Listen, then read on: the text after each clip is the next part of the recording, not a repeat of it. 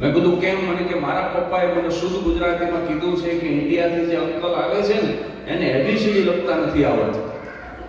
અને વટનો સવાલ થયો સાહેબ. મેં કીધું ઇંગ્લિશ નબળું છે પણ આટલું બધું નબળું નથી.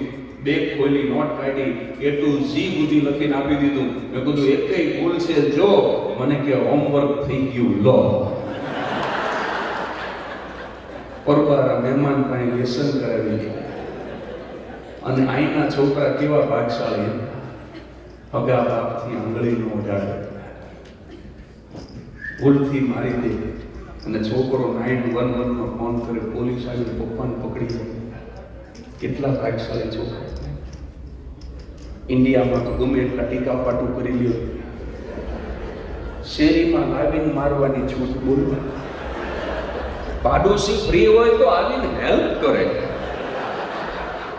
કારણ કે એને એક્સપેક્ટેશન હોય ને કે આપણાને સર્વિસ કરશું ત્યારે એ હાથ બટાવશે. અમારે આવો વાટકી વ્યવહાર. મારો પાડોશી એના છોકરાને મારતો હતો. મેં કીધું કેમ મારો છો? મને કે આવતીકાલે એનું રિઝલ્ટ છે. મેં કીધું આવતીકાલે રિઝલ્ટ ને આજ કામ મારો? મને કહું કાલ બહારગામ જઉં છું ને. પપ્પાને કેટલો કોન્ફિડન્સ કે આપણો છોકરો ફેલ જ હોય.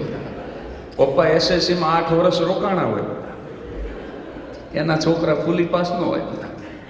પણ 96માં અહીંથી પહેલી વખત ભારત જતો હતો. મારી બાજુમાં એક છોકરો બેઠેલો, એની બાજુમાં એના પપ્પા, એની બાજુમાં વિન્ડો સીટમાં હું બેઠેલો. વાયા ફ્રેન્કફર્ટ થઈને અમે સહાર એરપોર્ટ જેવું આમ વિમાને લેન્ડિંગ કર્યું. ઓલા અમેરિકાવાળા પપ્પાએ બૂટ કાઢ્યું પૂરું. ઓલા છોકરાને વિમાનમાં મારવા માંડ્યા. બોલું તે મેં બાવડું પકડી લીધું. 1-2 એર હોસ્ટેસ દોડી. મેં કીધું છોકરો એક અક્ષર નથી બોલ્યો અમેરિકાથી નીકળ્યા ત્યારથી. તમે આને મારો છો શું કામ? તો કે ઇન્ડિયા ફરવા નહીં, આને મારવા લાવ્યો છો. મને કે 60,000ની ટિકિટ આને ડીબી નાખવા ખર્ચી જાય.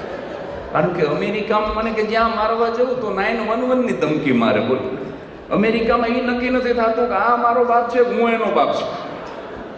એટલે અહીંયા છે ને વર્ષે એકવાર લાવીને સર્વિસ કરી નાખો.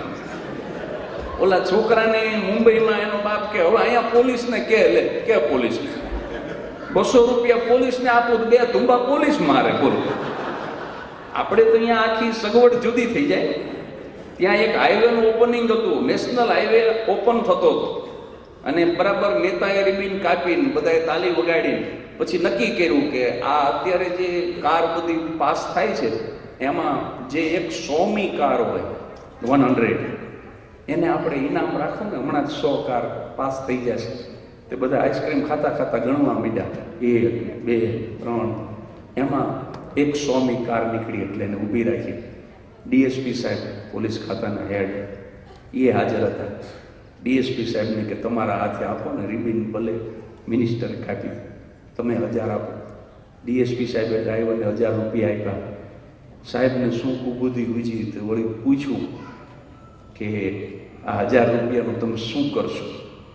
બોલો કે સાહેબ હવે લાયસન્સ કઢાવી લઈશ.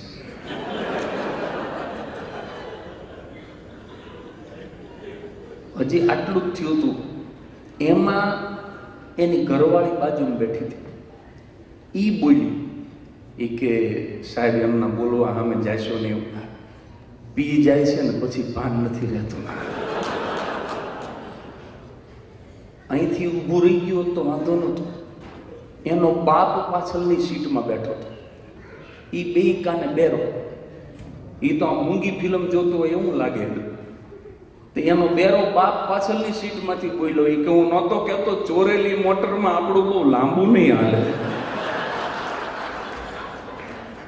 સાહેબ જો કયા પૂરી નથી થતી ત્યાં તો ડેકી ઊંચી થઈ.